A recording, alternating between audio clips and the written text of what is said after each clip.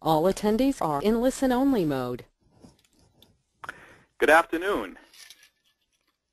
Today we're presenting everything you want to know about expanding into embroidery, presented by Ken Chadwick and Jay Hominick.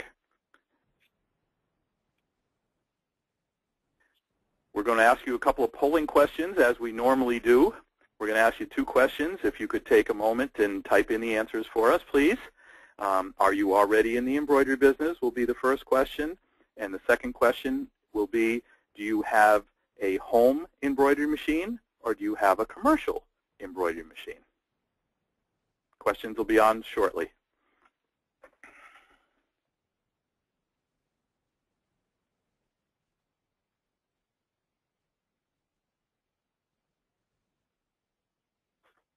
And Jody, you're doing the questions, right?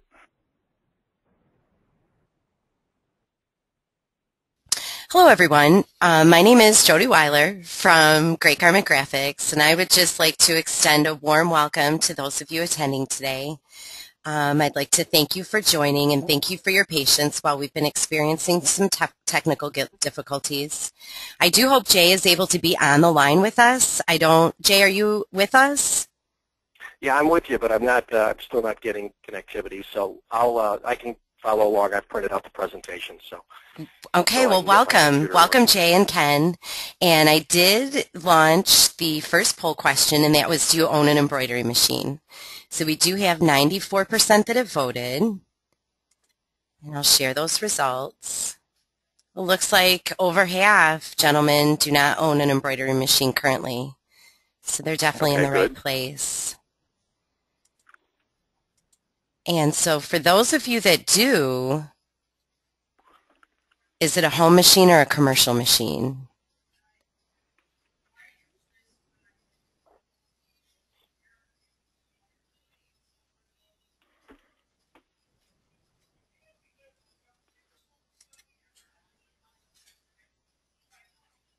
Okay.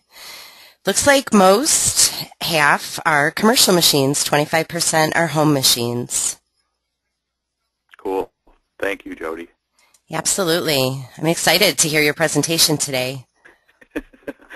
Well, for those who are new to Great Garment Graphics, our webinars are very frequently presented. We've done them for about 2.5 to 3 years now, and through the miracle of technology, Jay is coming from us from the West Coast, and I'm presenting from the East Coast, and Jody's in the middle America. So sometimes technical difficulties come. Now that we have the polling questions, we're going to go over the agenda real quickly. You can read it as well as we can, but we're going to try to cover as many of these topics as we can in the time we have allotted for roughly half an hour. And then at the end, there'll be about 10 or 15 minutes to answer any questions. So if you have any questions, you can do them at the end. So we're going to go real quick. Planning for an embroidery business, choosing the equipment, the supplies and accessories you might need to enter the business, your policies, pricing, and products, learning the technology, selling embroidery, and at the end we'll have a listing of additional resources that you can print off. And Jay and I will be switching off here, answering questions, and then some we'll be collaborating on. And my name's Ken Chadwick, and I'm at the top picture there, and I've got over 25 years of decorated apparel. I was a former business owner, and I sold embroidery equipment for over 13 years for a major equipment manufacturer. I am the Regional Group Stall Sales Alliance sales representative for the 6 New England states and northeastern New York. Jay? Hi, I'm Jay Hominick, and I've been in the decorating business since the early 70s when I started working in my family's business. We had hockey stores and a complete production facility. We had the NHL jersey license, and we started in the embroidery business back in the 60s. Our family did when we bought a pennant company, and we started doing everything by hand, and then progressed as technology increased. I'm the regional GSSA rep in Northern California, and feel free to call me or ask me any questions or send me emails if you have any questions. So Ken, I think we're going to start. Sorry? Right. At the end of our presentation, you'll have both Jay's and my contact information, both our phone numbers as well as our email address. So if you have any questions that maybe are more appropriate asked outside the range of the presentation, feel happy. Jay, why don't you ask why people want to add embroidery? Yeah, I mean, the first question you have to decide as a business owner is, why do I want to add embroidery?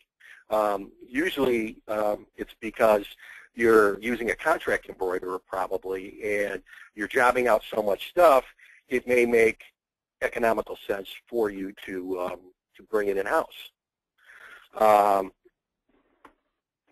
So I think, Ken, do you have anything else to add to that? Well, basically, it's going to be $1 and cents. If you send out about $2,000 a year in embroidery goods, your payback for buying a commercial embroidery machine at anywhere from $10,000 to $20,000 isn't going to be in your favor. So at that point, you would still be sending things out. But a lot of people that get into the embroidery business want to control the process, or they think they can do better work than the contract person they're dealing with, and they're where we go. Which leads us to the next one, strategic planning. It's very common in the business to have what's called a SWOT analysis. And those letters stands for, you can look this up online, Google SWOT, and it's pretty readily available. It's strengths, weaknesses, opportunities, and threats. And these would be written from your viewpoint, what your strengths are, what your weaknesses are. Maybe that's why you're looking to add embroidery, because that's one of the weaknesses of your services.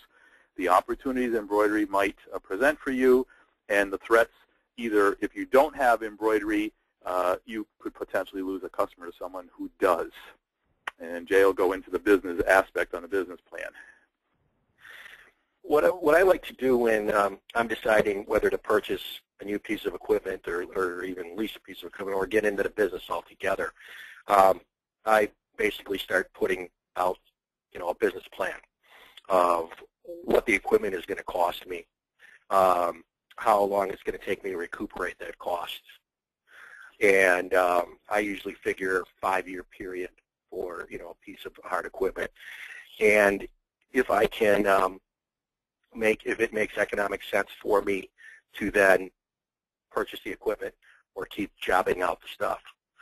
So I look at factors of what the equipment is going to cost you is one, what the labor it's going to cost you to run it. Do you have to hire more people to run the equipment? And if the business that you can, you approximate you could bring in can cover that, then cover those costs, then it makes sense. So anything else you want to add? Thank you, Jay. No, I think we're going to go to educate yourself.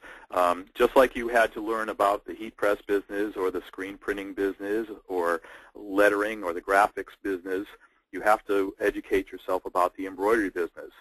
Every nationality, every culture has had embroidery rooted in their beginnings, whether they're from Asia or Alaska or southern United States.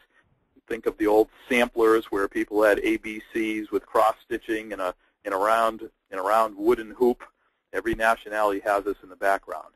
And today, with the advent of computers and the technology, they've made these things a lot easier to use, a lot more user-friendly, and the ability to produce goods that previously you had to produce in pieces, for instance, a hat.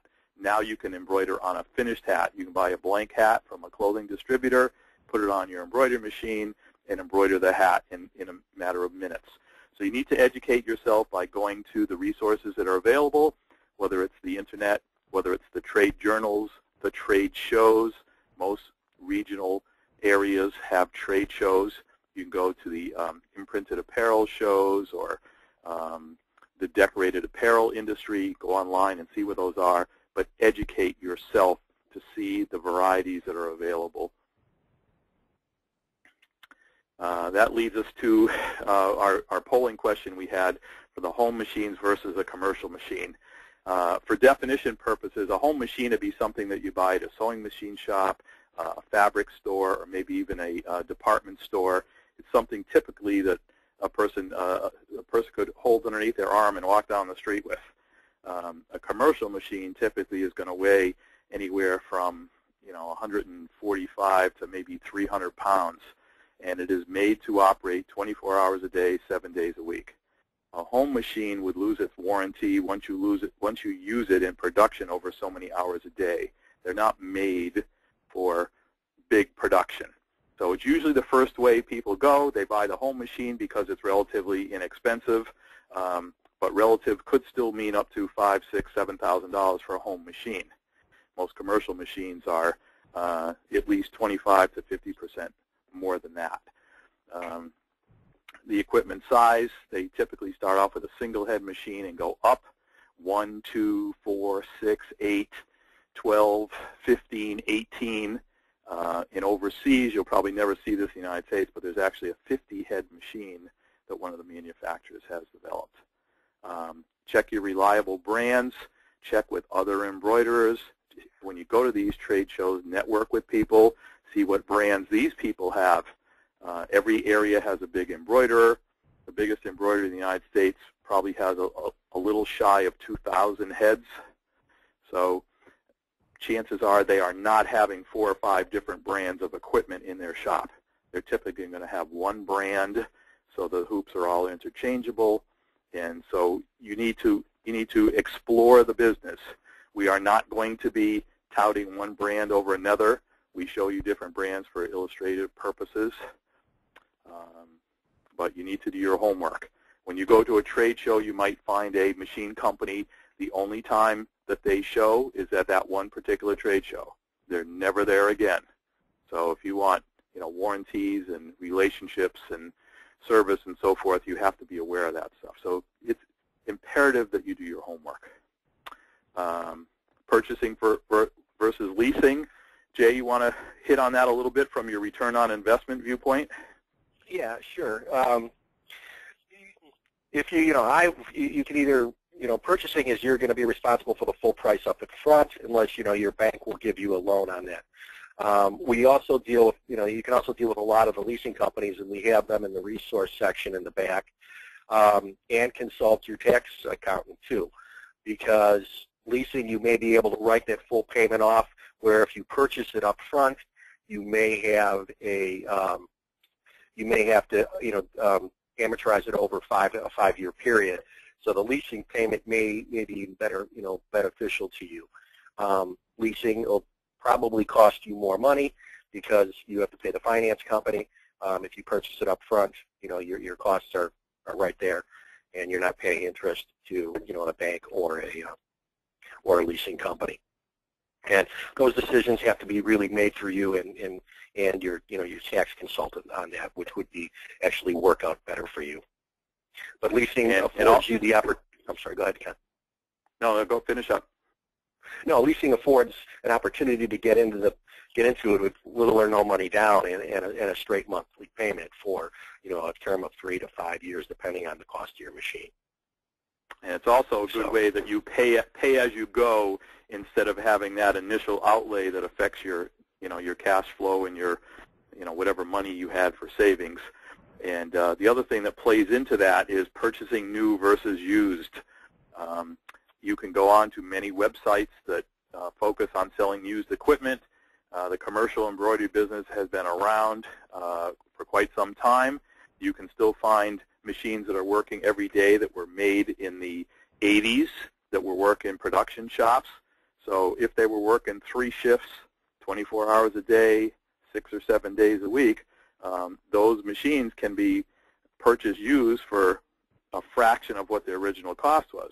But they've also been beat up, pretty well as well. So once again, it goes back to knowing, doing your homework, doing your research, and if the manufacturer had discontinued that particular machine, you have to think how long would they keep parts and supplies in inventory for that machine if that machine is 20 years old. Might have a great price, but they may not have the parts in stock, and then you have a machine that is down because you can't get a part. But these are all parts of things that helps you to choose the equipment that works for you. Yeah, and one of the other things too, Ken, I've seen through my travels through my territory is if you do go the used route and you're not under a warranty, you have to make sure that you have the name of a good mechanic that can fix that for, if you have serious problems. Because some machine brands, up here in Northern California, I've had people that can't find anybody even to fix them. So. Right.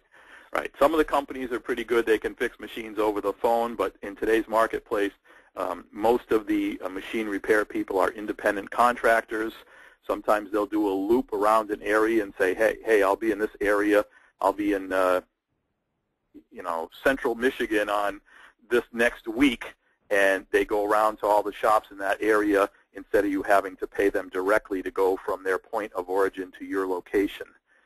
But that's part of the deal for fixing a machine, is you pay for the technician's time when he's in your shop, plus you pay the travel time to get the person there. So it behooves you to learn as much as you can about the machine and to control it. The other part of a machine, that's just the mechanical stuff. In order to run the machine, you have to have software. And there's basic 3 different levels of software: lettering, editing, and digitizing. Jay? As you can see in the picture on the presentation here, that we have ToolStitch Pro, which is one of the softwares that we send, and it's a lettering and an applique software. And lettering software is basically if you wanted to put somebody's name on a golf shirt or something, and that's all you're doing all day long is putting names, then lettering software would be ideal for you. And then, Ken, if you want to go over editing. Sure. Editing would be to take a stock design. There's many companies out there that have catalogs of stock designs. It's a particular mascot, a particular ship, a particular boat, a particular athletic ball, if you will. And then what you can do is, with editing software, it's built on the lettering platform. So if you get editing, you automatically get lettering with it. So then you could put a ball, make it to different sizes, and then type text around it. So you could put XYZ, Marauder soccer, or Red Raider soccer, or boxer football. With the editing software portion, you can edit the existing design. So if you had a ship with an anchor, you could delete the ship, delete the chain on the anchor, make the anchor larger, turn it in different directions, add multiple anchors, and then put the name of a resort community above it, below it, through it. So that's basically editing software. You're editing an existing design. And the segue to digitizing is creating. If somebody gave you a business card with a logo on it, it isn't quite as simple as scanning an image in like you would do it with a direct-to-garment printer or screen printing or something like that, because in embroidery, in order to create the look you're looking for, you're putting a hole in a garment. The thread is threaded through the needle's puncturing a hole in the garment, and between the colors and the stitch direction, you're creating an image. So every time you change your fabric, you might have to change some of the particulars. A cap has a center seam, as an example, where a golf shirt could be a piqué knit, and it's instead of being flat, it's got little holes in it, almost like a mesh, if you will. So those are the 3 different levels of software. When you purchase a machine, you usually have to buy, especially initially, you have to buy some sort of software, and it would be lettering, editing, or digitizing. Okay, once again, if you have questions, feel free at the end. We'll be here to answer them for you. Just like when you buy a heat press, you just don't buy a heat press. You usually get a quick slip pad protector, you get accessories, you get Teflon cover sheets, there's upper platen covers. The embroidery machine comes with certain accessories and supplies, but usually you put together a package. Typically a machine comes with twice as many hoops as they have heads in the different sizes. So if you purchase a single head machine, you will get 2 hoops of every size. 1 hoop to run on the machine, and the second hoop of the same size to prepare for the next one. There's an adage in the embroidery business, no noise, no money. So while the machine is running, you're making money. When the machine isn't running, you're not making money on that particular piece of equipment. There are various size hoops. They go round ones, rectangular ones, square ones, etc. Your goal is to fit your logo in the smallest hoop that the design fits in. That keeps it nice and it keeps it from puckering. There are different attachments for the machines. There's boring devices. There's border frames. Once again, these things are for specific portions of the business. There are clamps today. If your steady business was doing luggage and you were doing backpacks, some of these clamps would fit where a hoop would not. And a clamp would allow you to circumvent any zippers or buttons or webbing that a needle might not go through. There are also hooping stations that assist you in determining where the left chest is or the right chest is, so you would consistently have it in the same spot every time. It's not a big a deal for somebody who is a owner-operator, since you're the only one using the machine, but if you have multiple people using the machine, you can't afford to have people's left chest be in different locations. They should all be uniform location. And there's various kinds of thread backing and needles for different purposes. There's polyester thread. There's rayon thread. For people that are doing work for the race car circuits, there's Nomex thread that's fireproof. Same thing for some of the security people. There's different types of backing for different types of materials, and there's different kinds of needles. We're going to go over quickly some policies, some pricing, and production. The first policy I think we have to get into, and then I'll switch over to Jay again, is are you going to embroider everything that comes in the door? If I bring you a jacket, will you put my name on it? Or will you only put embroidery on a jacket that you get from your wholesaler? And the answer to this question is really important, because if you wreck my jacket, things happen sometimes with a machine, I might expect you to replace that jacket. If you're only charging $5 for the name and you ruin my $40 jacket, you're going to be out of business pretty quickly. So you have to determine whether or not you're going to, A, even do this, and if you do this, you might have your customer sign a waiver taking away all responsibility for a ruined garment that, things happen. Okay, Jay? Yeah, and again, on pricing, one of the biggest things is, what do I charge? And how do I cost this? I always use a cost-based approach when I was, when I'm figuring out my things. I like to, you have to take all the costs, before in your business plan, you basically had figured out how much the machine was going to, cost you over a 5-year period, and basically how much it costs you per day to run, right, or to own. And I take that along with my labor costs. And most people don't figure in, if they're doing it themselves, labor. What's your time worth? $25, $50 an hour. When you're doing something like this, along with the thread and the materials, and if you're doing it the price of the jacket that you had to pay the wholesaler for. Figure all those in. And on the embroidery part, you want to make at least three times your cost. That's what I used to like to make anyways. 3 times my cost of what it cost me to have the machine per day, and divided by how many units of embroidery I'm doing that day, and my time, how long is it going to take me to do this, and you have to figure your cost in too. But I know, Ken, we were talking about this earlier, about you don't want to give something away just to get the business, correct? Correct. You want to focus a lot more on your quality and service as opposed to the price. The existing people in the embroidery business aren't going to go away just because you determine that you want to get into the embroidery business. So a typical error of a new person is to immediately lower the price. If somebody else was charging $5, they'll say, well, I can do this for $4. Well, unfortunately, the more experienced you are in this business, you will find that you're always, always, always going to be able to find someone who will do it cheaper.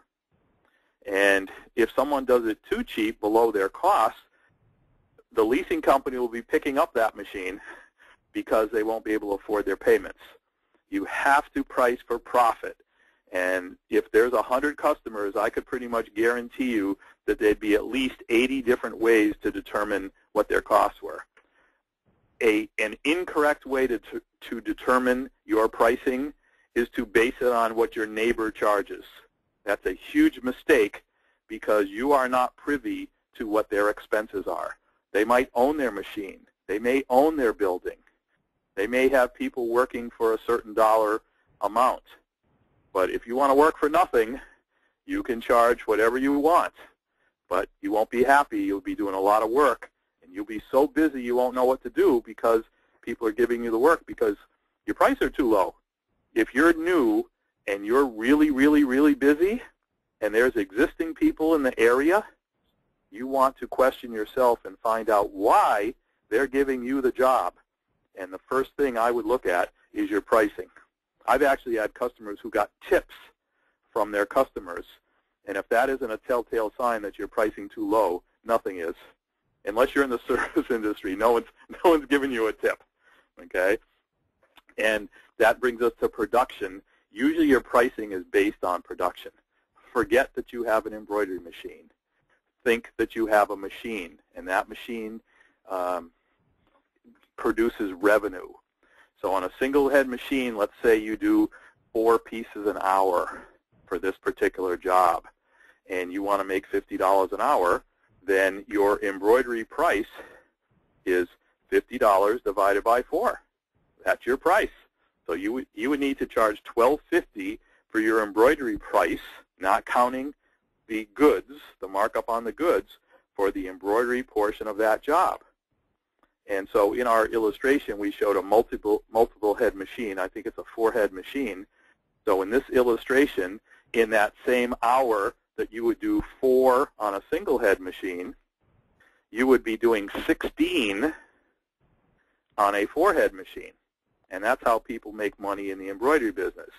On the 4-head machine, let's say somebody wanted to make, let's say, $60 an hour divided by the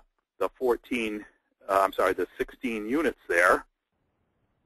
So we take $60 divided by 4 times 4 is 16, $3.75 to make that same $60 an hour. So there's a huge difference between machine size. So some of the big people that have a 12-head, a 15-head, an 18-head machine, they might be making $125 an hour, but look at their output, and that's how they can do things. So size does matter in this industry, as it does in every other industry. It makes a difference. So be aware of that when you're doing your pricing. You need to price for what you have.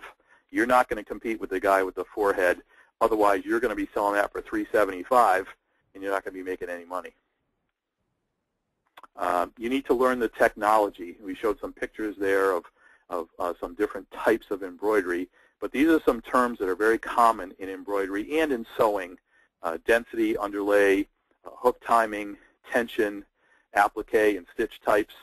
I'll go through the first couple, but there are different magazines and books in the industry and trade shows that will go over some of this stuff. These are things that are all going to help you service your audience and make a design pop off the page. The density on underlay affects the stitch count. The timing of the machine is something that you ought to be responsible for. Many customers today, they can tell when a thread break's coming before it even happens because they can hear it in their ears. The tension is the amount of thread tension there is between the bobbin and the top thread. It's like 2 guys shaking hands with a stream by their feet. If I pull my opponent into the stream, then maybe the bobbin's too tight. If my opponent pulls me into the stream, then the top thread's too tight. Perfect embroidery is going to be when those 2 people shake hands and neither one of them get their feet wet. Hopefully you can get that illustration over the phone here. Jay, you want to go into applique? Sure. As you can see in the pictures on the slide that Ken has up, we have 2 different types of applique. We have a distressed applique on the top that says Menominee there, and the green and the white one is our regular custom-made easy appliques. Appliques, instead of embroidering all that area with stitches, we will, Stalls can provide you the pre-cut appliques that you can just, attach on. So in the distressed one, I can actually go into some stitch types, and you can see in the first one there's a straight stitch type. And in the second one, you have a you have a zigzag stitch on it. Anything you like to add, Ken? Yeah, it's, you know, you want to know what these different types of stitches are because your customer may ask for them, and also every time that you put a stitch in, every time the needle makes a penetration into your fabric, it counts it. And so many people today charge per stitches. It's not really a great way to do it, but it is a way to do it. And so obviously if you've just got a straight stitch, you're going to have less stitches than if you have you know, a satin stitch which goes point to point. So a lot of your athletic business you're going to see is a zigzag stitch because it will adhere the number or the name to the fabric, but it has a lot less stitches than the satin stitch. Yeah, that's a big deal to remember. And also the applique, as Jay said, you're having fabric take the place of stitches. So if you see that red or cranberry tail on that lettering there, if that was all stitches, that might be 15,000 stitches. Now you have maybe, you know, 75 cents or $1 worth of fabric. Think of that as stitch time, okay? Because time, you know, like everything else, time is money. How do we sell embroidery? Well, a lot of things in sales are very similar. Very hard to sell out of an empty wagon. You need to make samples. How do you make samples if you don't have any logos? Use your stock designs that you usually get with your lettering or editing or digitizing program, and you make samples. Or you have your contract embroider make one extra jacket for you, one extra hat for you so you have something to show. Think of the niches. If everybody's participating in a specific niche, like say Little League as an example, the prices are going to be lower because there's a lot of people competing in that marketplace. Think of things where money is not the same object. The bottom line isn't the same object. Think of weddings. Think of babies. Think of cars, collectible cars. Those are all niches. And there's fashion niches and athletic niches. There's safety niches. Similar to heat press or screen printing, there's all these niches. And the more of a niche you're in, the less competition there is, and therefore you can get a better price. Know your costs. It's whether you're talking to Jay or myself or anybody else in the field, how can you price something without knowing your costs? You do not want to shoot from your hip. You don't want to say, hey, all left chest embroidery is $10. It's a good way to get caught where somebody gives you a huge design and says, well, that design has 25,000 stitches. At $1 per 1,000 stitches, that's $25, where in your mind, you thought it was a 5,000 stitch design, and that would be selling for $5. Big difference. In big letters, concentrate on quality and service, not price. That should be self-explanatory. You are responsible for your machine. You have to be willing to learn about your machine, how it works, what those noises are. These are some of the resources Jay and I were talking about. The trade magazines, most of them are free. You just fill out a form with your business information. There's different leasing companies. Some of them are national. They have offices in different places of the country. I just put one that's fairly central here in Atlanta, but I know there's another one in Chicago. There are teachers and educators online. They specialize in new people. The embroidery coach, you can go online, and most of these places have fees. There's so many things you can get for free. Some of them are a couple $100 a year. Here's Jay's and my contact information. Jay, you want to rectify a mistake here? Yes. They spelled my last name wrong. It's H-U-M-E-N-I-U-K instead of I-A-K. So if anybody needs to get a hold of me, please just change the A to a U, and you will be fine. So. You want to give that one again? They just spelled my last name wrong on this last slide, and it's H-U-M-E-N-I-U-K instead of I-A-K. So just change the A to a U, and I'm fine on that. So, okay. And actually, they spelled my last name wrong too on my email address. It's C-H-A-D-W-I-C-K. There's no E in there. So it's kenwchadwick@yahoo.com, and it's C-H-A-D-W-I-C-K. We got to get some easier last names. Yeah, apparently. And here's more educational opportunities that we have for upcoming seminars. We have to give a shout out in the second week of September. We're offering in Cleveland, in the Cleveland area, if you're there, design, decorate, and deliver. We have a hands-on heat printing workshop. There's all kinds of information on Stalls and Transfer Express's websites. I believe there's a cost. I believe it's $50. And I know we are getting people that are actually flying into Cleveland from distant locations because they feel it's worth their while.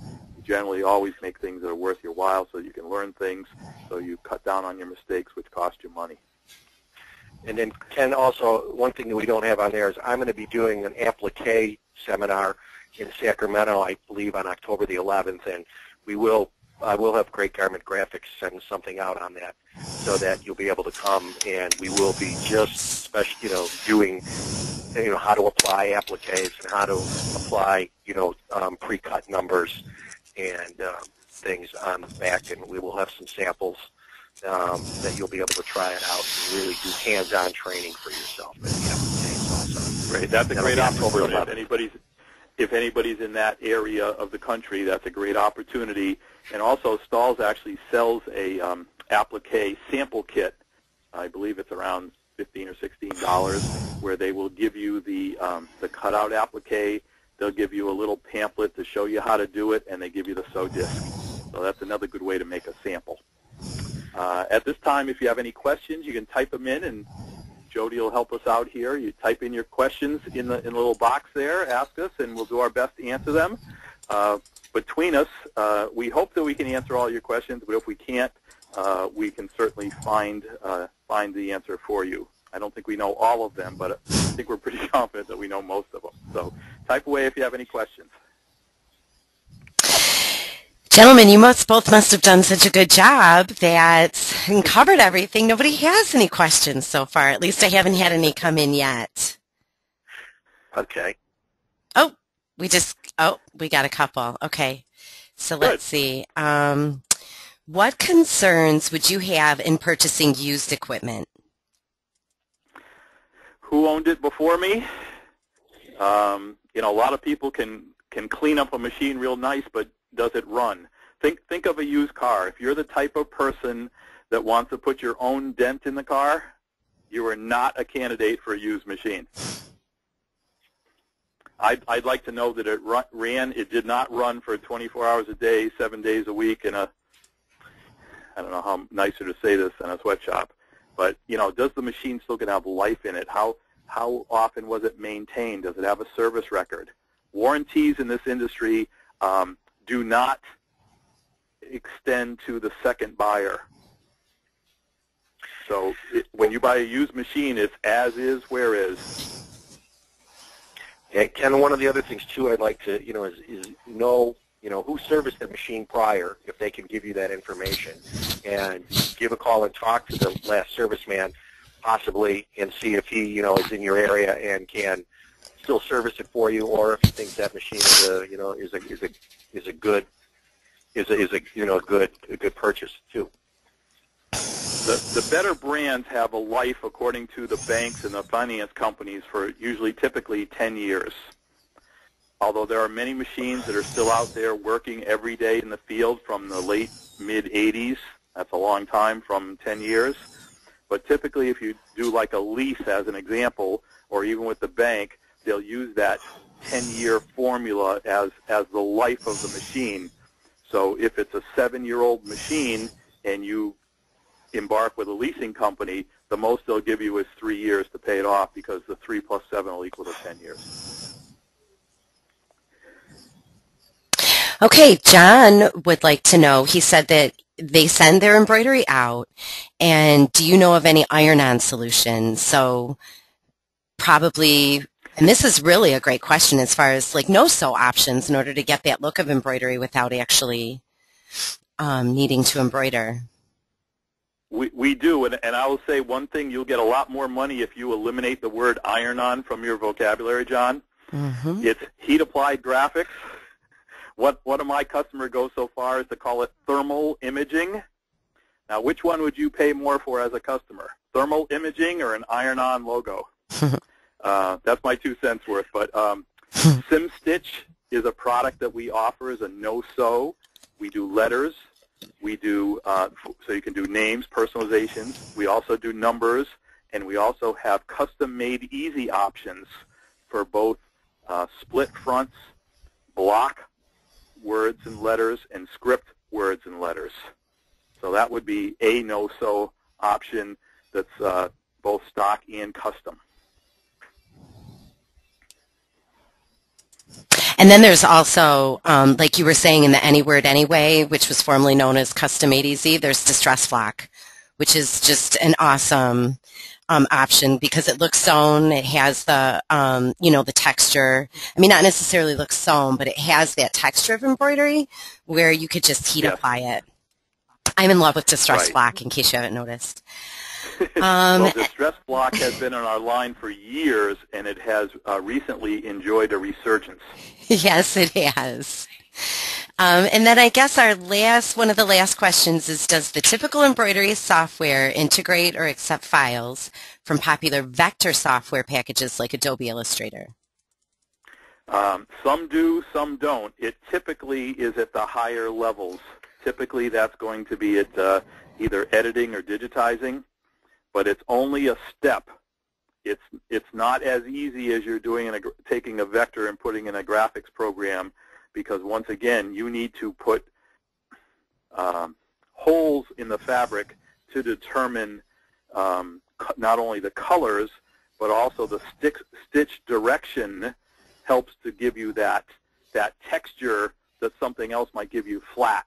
Like if you just stitch the horse, for instance, you just have a flat logo. In ink it looks fine, but in embroidery you would change the stitches to show the mane, to show a horse galloping. So you'd have to change the directions, and that's not as easy. I would say half the people digitize and half the people don't. And today with overseas markets and so forth, in most places in the United States, you leave your business at 5 or 6 at night, you email your design to somebody overseas, and when you return to work the next morning, that design is there. Typically, it's 1 to 3 business days for digitizing. So that's why a lot of people send it out. Ken, the one thing I did want to add is, like the Tool Stitch Pro software we offer, if you're using cutting appliques, like say on your cutter, and you wanted to bring your cut file in and digitize it, that's what the Tool Stitch Pro program does that we showed earlier, that it will take the cut file or the vector file and then create a stitch outline for that also. Right. There's multiple ways to do this stuff, yes. Yes. And Tool Stitch Pro is a reasonably priced software program as opposed to, usually when you get into digitizing it, it may give you more variety, but it also comes at a much higher price point. And John, once again, would like to know where he can find art thermal embroidery process items and wants to know if you like his new terms. I do, John. You can look in Stahl's ID Direct catalog. They would have different things for. Well, let's see. If you want to use films, for instance, through Stahl's or Imprintable Warehouse, we have the Cut Up catalog, which is stock artwork, and it comes in 2 different sizes. So I believe it's a 3-inch and a 10-inch. So that would give you a left chest logo and a full-size logo. It's called Cut Ups. Off the top of my head, I think it's $299. That would be some stock art. If you want to do screen printed transfers, which is also heat applied, Transfer Express has their idea book, and I believe there's over 1 million pieces between the clip art and the stock designs. So those would be a couple of options right off the top of my head.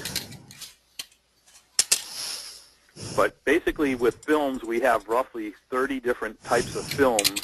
So depending upon what kind of look you want to get, whether it's spirit or cheer with the glitter or fashion or the flock or reflective,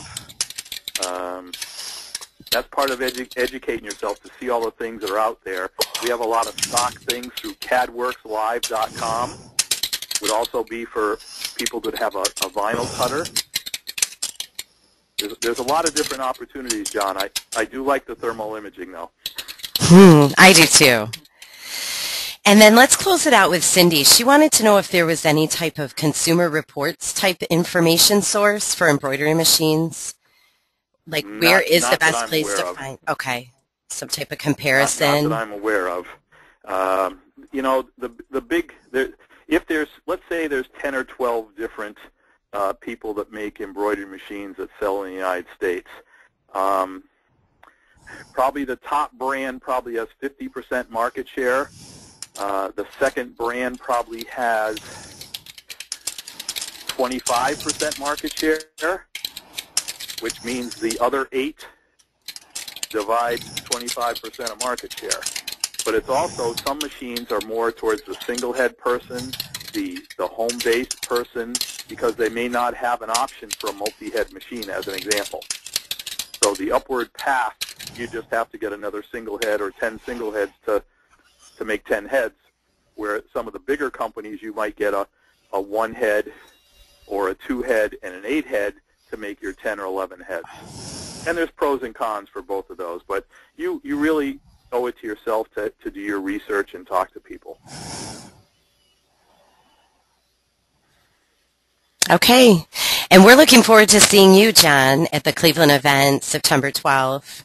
I hope you'll be joining us. It looks like you are. Maybe you've registered already or you're thinking about registering. But if you're thinking about it, it's going to be a really great event. And I would personally like to thank Jay and Ken for joining us today, sharing their expertise, and also thank everybody for joining. And if you have any ideas for future webinars, please submit them to Great Garment Graphics.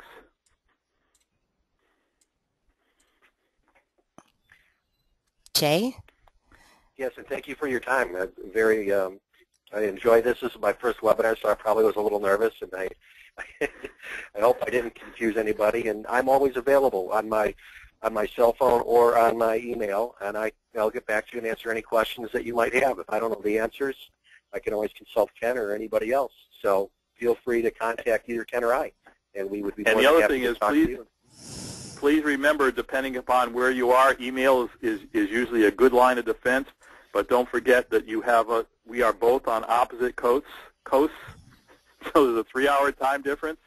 So if you're in the Northeast and you're calling Jay at 9 o'clock here, it's 6 a.m. there. He may not be as cheery as he is today. And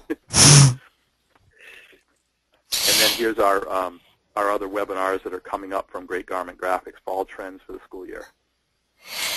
And just as a housekeeping note, we are actually recording this session, so we'll be posting it. We'll be embedding it in a blog post tomorrow, hopefully. And then I will also correct Jay's and Ken's email addresses. I apologize to both of you, the misspellings, and post the slides as a PDF for anyone who would like to download the slides or go back through them and be able to view them again. So you can come back to Great Garment Graphics tomorrow, and we'll have that posted for you. Thanks, Jody. Thanks to our audience. Thanks, Jay, for collaborating. And everybody have a great day. And if you have any questions, don't hesitate to contact any of us. Yes, and have an enjoyable and safe Labor Day weekend. Thank you, Jody. Thank you. Thanks, Jody. Have a great day. Thanks. You too. Bye-bye.